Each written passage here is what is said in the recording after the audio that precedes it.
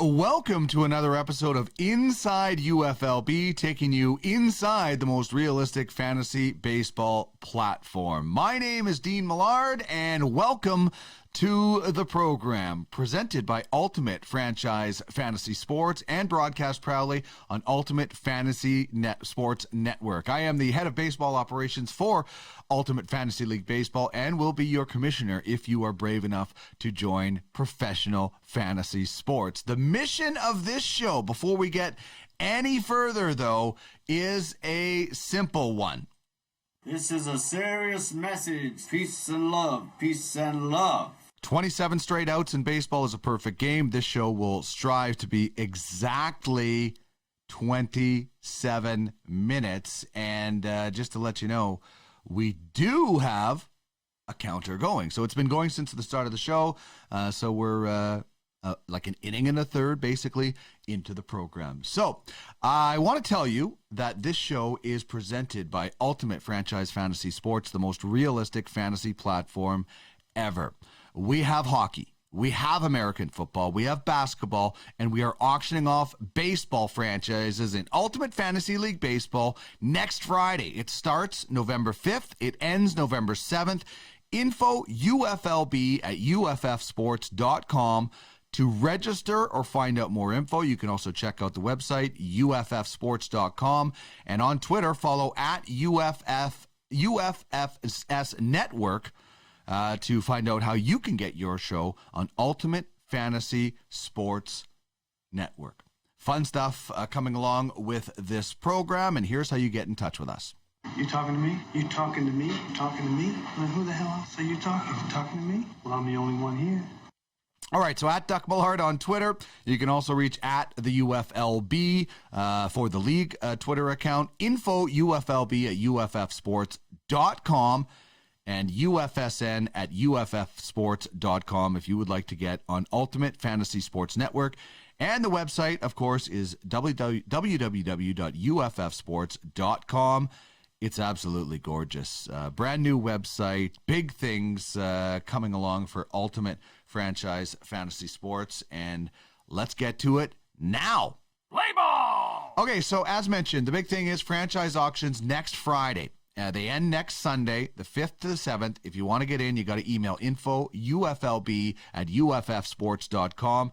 And even if you're not interested in buying a franchise, but you might want to be a GM, you should be talking to those potential franchise owners now to try to set something up should they be successful in the auctions. And I'll tell you, there are people that are going to buy a team no matter what, and then there will be people that will buy a team based on the bidding. But it's good to get your name out there.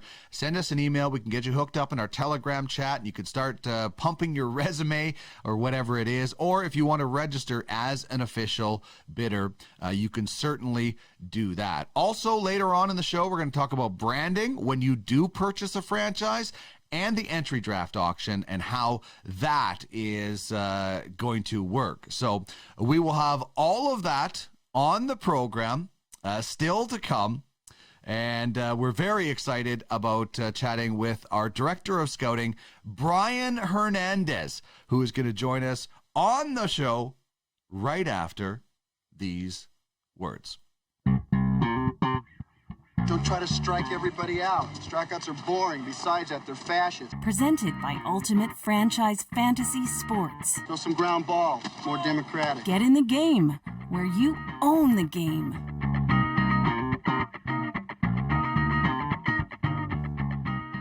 Inside UFLB is part of the Ultimate Fantasy Sports Network, your one-stop fantasy shop. We are building something all fantasy fans will love, and we are looking for quality programming to join us. Yeah, we want you on the network. So if you're interested, hit them up on Twitter at UFFS Network, and we can get you hooked up with the fine folks in UFSN.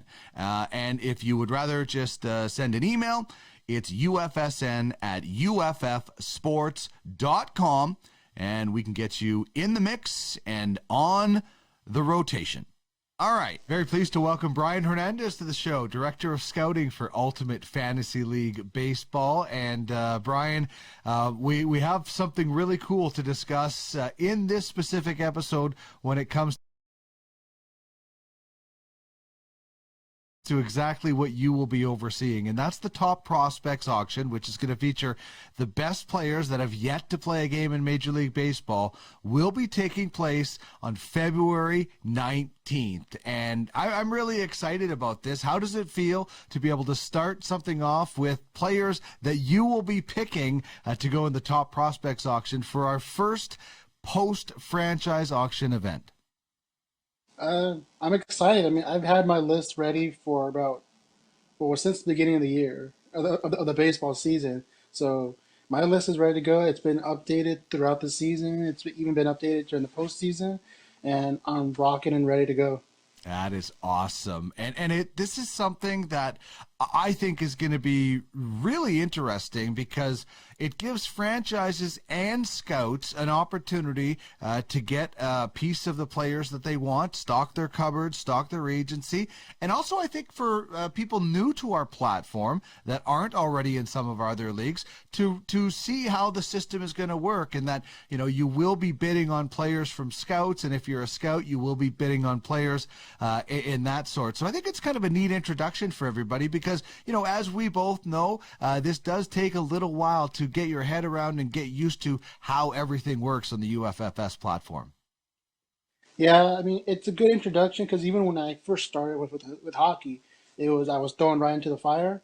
But I think having the players who have already been drafted and who already been in the league, like the minor leagues, and players who people know, it's going to get people excited for it. And then we bring in those players after who people might not know yet, but will soon get to know.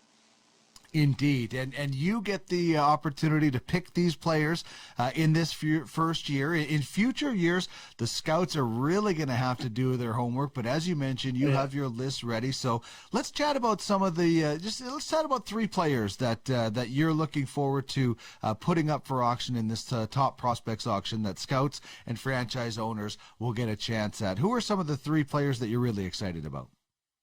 Well, the first three I have are both all three are actually in the top 100. I'm pretty sure they're in the top. They're in the top five. Top five. We have Julio Rodriguez, who for Seattle, a great outfielder, who I think is going to break into the league this year. He's shown great glimpses in AAA, and I think he's going to be a great addition to that outfield. We also got Spencer Torkelson, who went to Arizona State, and I think he's going to be the future. I mean, well, he is the future first baseman for the Tigers, but he's gonna have big shoes to fill with Miggy leaving, and I think he's just the man to do it. And I gotta talk about one guy from the Giants who, I mean, as a Dodgers fan, I hate that they got him, but Marco Luciano, it's a great shortstop, but it's a shortstop that they're going to need. And I know this coming off season, they might be looking at some of the big names for that shortstop position, but I think they're going to just stick with this guy. Mm-hmm.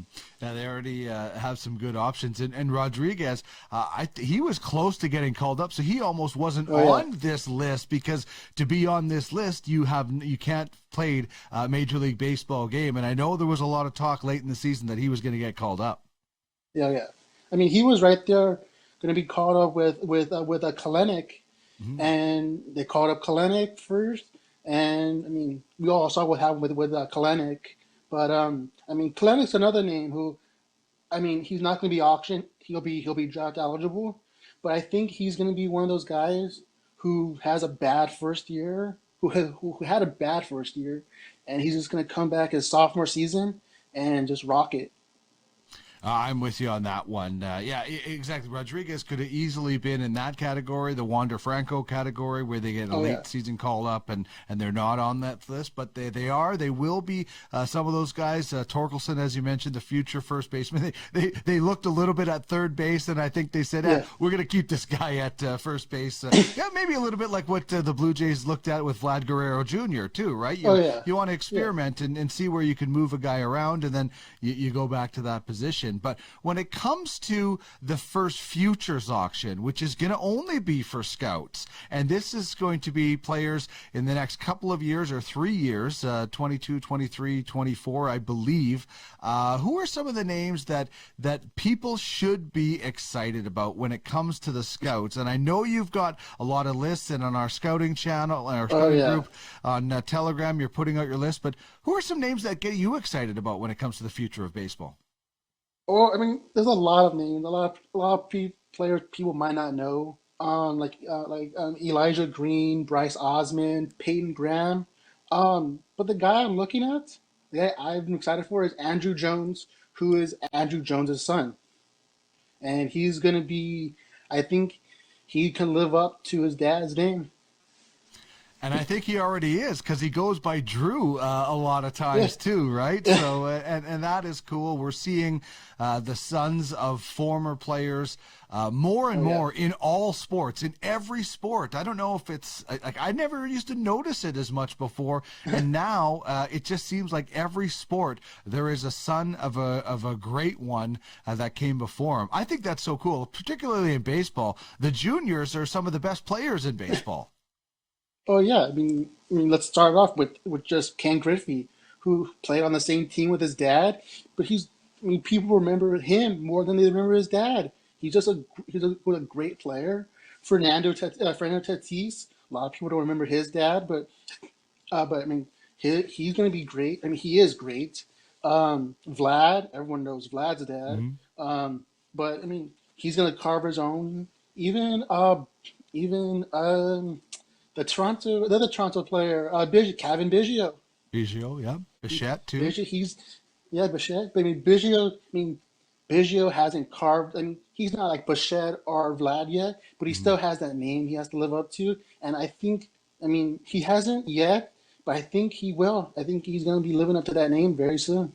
Yeah, I think the fact that anybody who is the son of a professional athlete that makes it to the professional level has accomplished something, because your whole life you're being compared to your dad who played at the top. And for guys to even eclipse that, like the Griffeys, like the Cal Ripken Juniors and these guys, it's pretty amazing to even get to that level, let alone be a superstar athlete like Vlad Guerrero.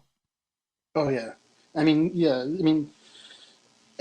Kudos to them, because they put in the work. They knew how hard it was going to be taking on that name, and they pulled through. Tatis Jr., Vlad, they're all living up. They're all knowing, like, this is my name now. I'm taking it over. Indeed, yeah, and some of those guys, exactly, were very, very good and superstars in some of them. Okay, so you're the director of scouting. I know you love futures and prospects. What made you want to do this, and what are you looking forward to when it comes to this gig? I want to do it just because I love looking at college sports, especially college football and baseball. It's just one of the things I always look at. I read Baseball America all the time. I listen to podcasts, so I'm always getting involved in like minor leagues and stuff. So I knew it was something I wanted to do, and I found an outlet for it, and I'm just excited to see those names scouts can bring to me, because I have almost 400 names, and I'm pretty sure there's gonna be a lot more names I do not know that scouts are gonna be bringing to me. Yeah, I think you're. Yeah, and Larry has even said that, and Jamie Thomas in football, that the scouts certainly keep them on their toes, and that's the great part of it. And this is such a unique platform. Not only do we have a full scouting platform that you will be running, but we have ultimate realism. You played a part along with Matt Soren and myself in putting together this rule book and some of the aspects. What are some of the things that you like about the rule book when it comes to the gameplay in Ultimate Fantasy League Baseball? I mean, I like that team. I mean, we're giving teams full 40-man rosters to do whatever they want with it. I mean, it's going to be interesting how these teams are built, because, I mean, me personally, I like young teams, but there's going to be there's going to be owners out there, GMs, who are thinking, okay, we're going to get these older players who still produce, and maybe in 3 years, 2 years, maybe they'll give us some Legends value as well. Yeah, I think the Legends League is something that is so unique as well in this. When retired players are going to get back in the game, and you're drafting a guy like Clayton Kershaw, maybe a little bit earlier than some dynasty leagues might normally suggest, because we're both Dodger fans. We both hope Clayton Kershaw is still in the blue for a while, but we know he's closer to the end of his career than the beginning. And we've seen that. LeBron James, Tom Brady, both went very high in basketball and football on this platform. And that's going to be interesting to see, not only how teams build around the scoring system, but also around, is this guy going to give me 5 to 7 years, 7 to 10 years, 15 years, or 3 years in this league, but a long and financially productive Legends career. Yeah, I mean, even with Clayton Kershaw, like, you're thinking he's been one of the best ERA regular season pitchers of all time, and a lot of players, a lot of owners are going to look at that and like, well, I mean, he's not going to give us 1 year or 2 years, maybe. He might not be that good for those 2 seasons, but I mean, once he retires, and then once he leaves the league, I mean, I might get some serious money here. 100%, and that's the strategy when you're going into it. And a lot of people might come into this saying, I'm into this for the fantasy. We know there's a lot of people that are interested in this in the investment portion of it. So there's a lot of different ways you can get in, and a lot of different strategies you can take. And that'll be evident when the draft rolls around in March 5th and 6th, top prospects auction Saturday, February 19th. But we're looking at your list here, and as I wrote in the article, I love that you went straight, like your first 15 picks, your first 14 picks, all guys under 30. And then the guy who is 30 is considered one of the best all-around players in baseball. So I love the early tunnel vision on the dynasty aspect, because all of these guys you should be getting a great long career from right now. Oh yeah, I mean, that was my entire thought. I mean, I honestly, I didn't put this list in any specific order, but then as I looked at it more and more, I was like, honestly, this is the list I would be putting together if I was a GM for one of these dynasty teams. I want to get one of those good young players who's going to give me 8-10 years, and I know that's going to be good. Like even Brian Hayes. Brian Hayes, I have him at 11. Honestly, I might push him into the top 7. So I might consider pushing him to might push him in front of Rafael Devers, just because how good I think he's going to be. But I mean, yeah, coming from the scouting, I like the young talents before looking at the older guys. But I mean, I had to put Mike Trout there before anyone, just because he's probably one of the best guys to do it in the last 5 years, and his Legends value is going to go through the roof. I'm guessing he'll be maybe like Tom Brady-ish numbers when he goes to the auction. Yeah, that's. I don't think you're terribly far off from that regard.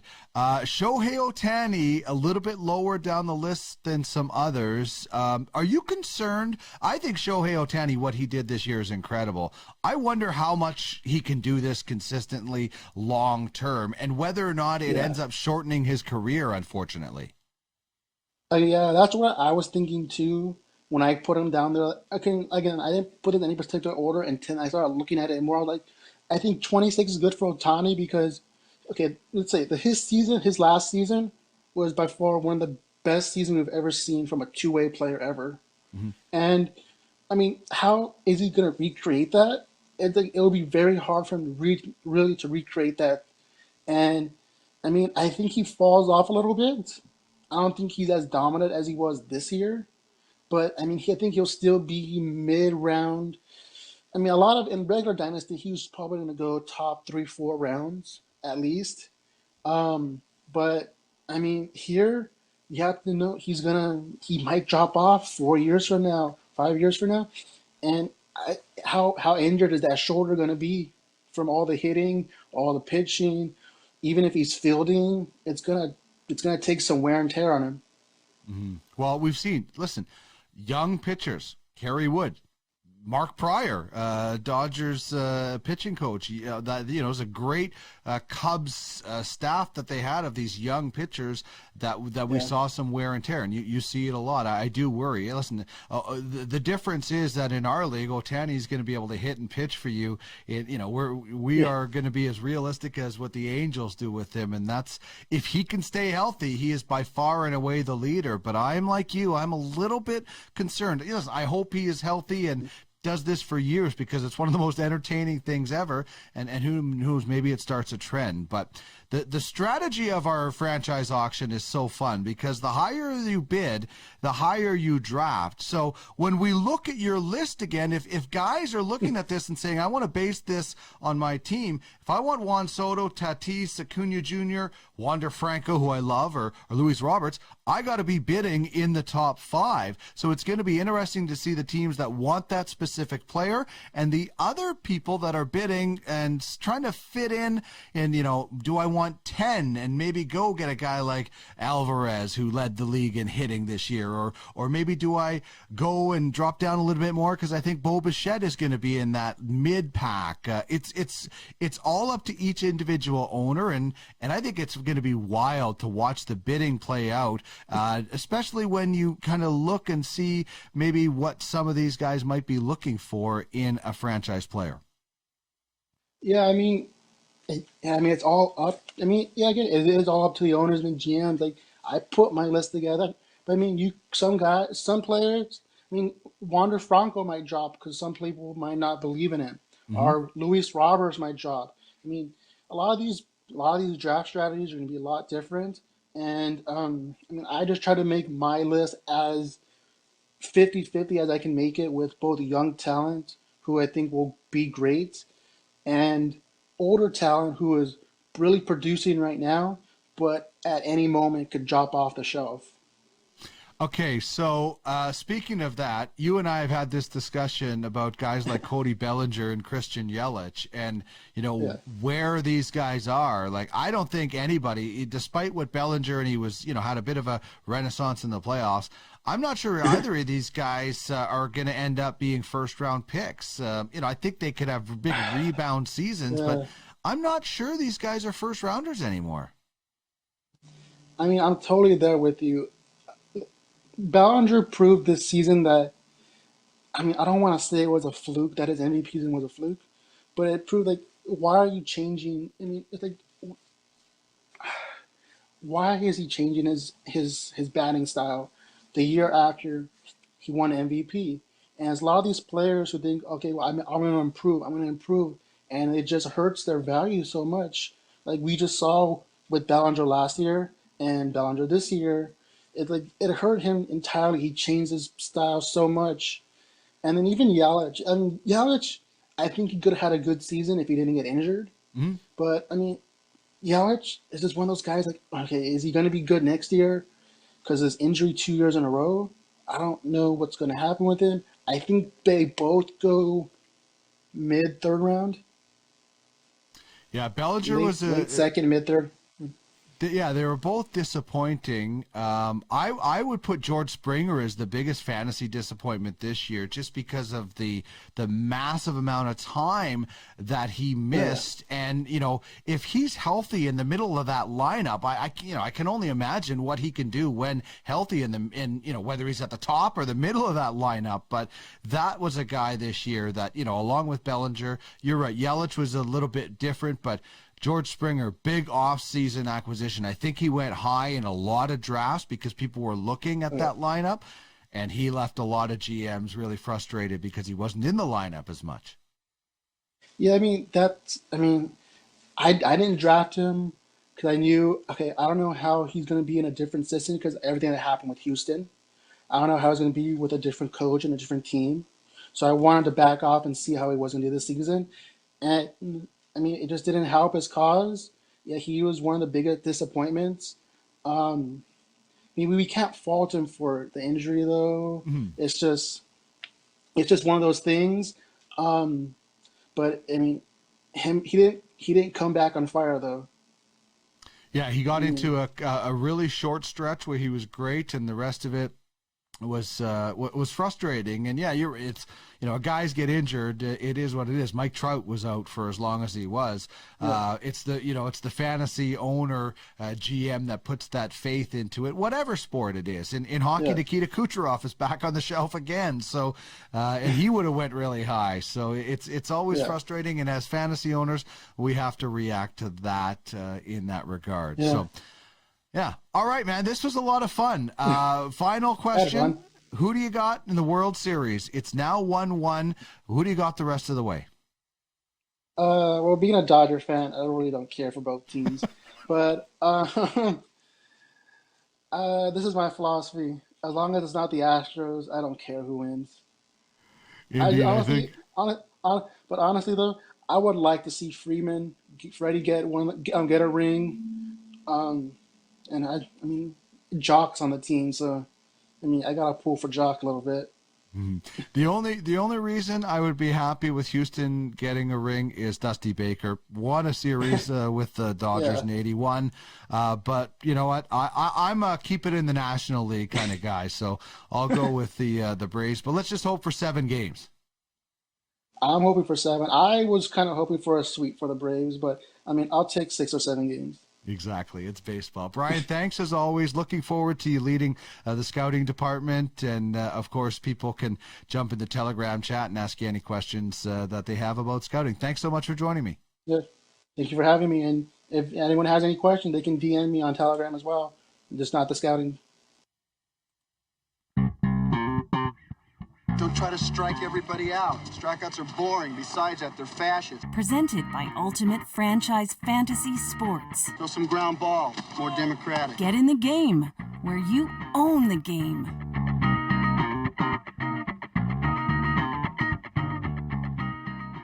All right, that was a really fun chat with Bryan Hernandez, the Director of Scouting for Ultimate Franchise Fantasy Sports. And, man, it's going to be so amazing, the amount of players that you're going to be registered.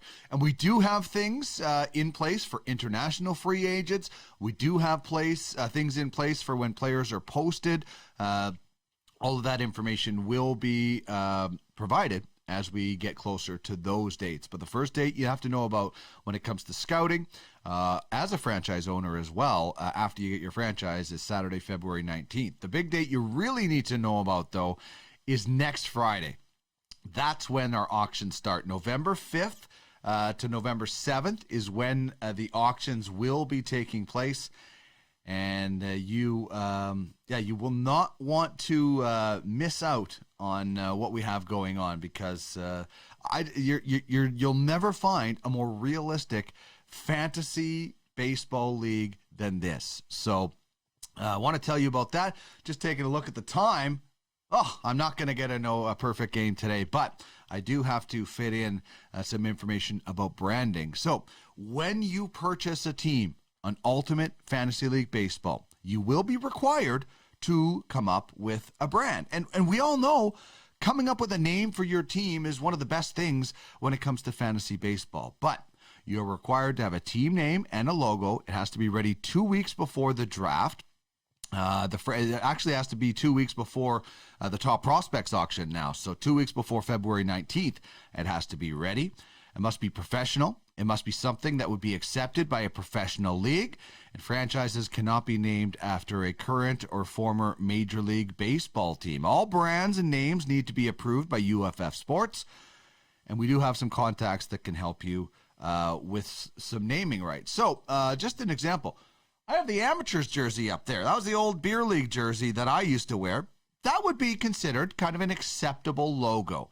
The team that I named my fantasy after this year in my one baseball league, Cy Young and the Restless, while it's an awesome name and it's very clever and creative, would not be accepted by Ultimate Fantasy League Baseball. So don't watch the show League and name your team Chalupa Batman like they did in they named the one child in that one. It has to be professional and it has to look good. So that's the one thing I wanted to tell you about. And really quickly, I want to tell you about our entry draft when it comes to how this will work. Now, this will be not the original player draft, the 26 player. This is when you're drafting rookies each year, just like Major League Baseball.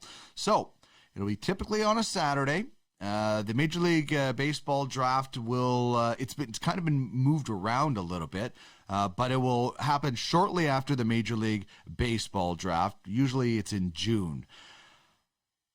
Reverse standings, of course, but what we do is it's a draft auction. So 5 teams enter the first bubble. The 30th team, 29, 28, 27, and 26. They bid on a selection. The winning bidder makes their pick, or wins the pick. They make their selection, then they leave the bubble, and the 25th place team comes in.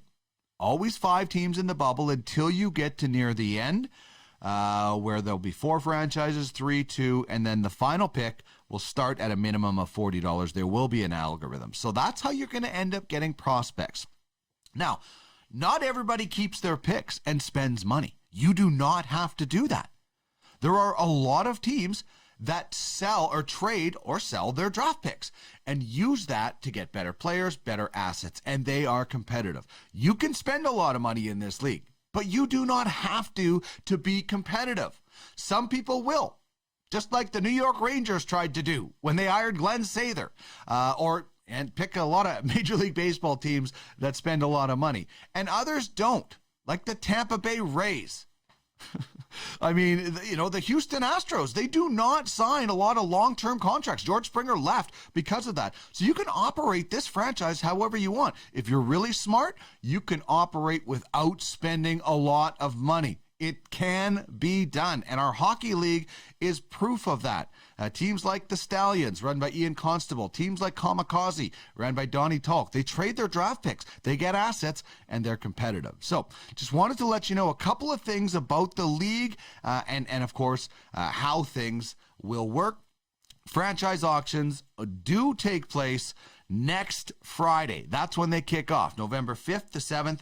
If you want some information, info UFLB at UFFsports.com, and I can get you all the information that you need. All right, as for what we'll be watching this weekend, we're, of course, watching the World Series. Very, very excited about that. One last message from Crash Davis. You be cocky and arrogant, even when you're getting beat. That's going to wrap things up. One last message for me. Ban the shift. Thanks to Bryan Hernandez for joining me. Get in on the action. Franchise auctions November 5th to 7th. Email info@UFLB at UFFsports.com if you want to get in the mix. Have a great weekend, everybody. Enjoy the baseball. Go Game 7.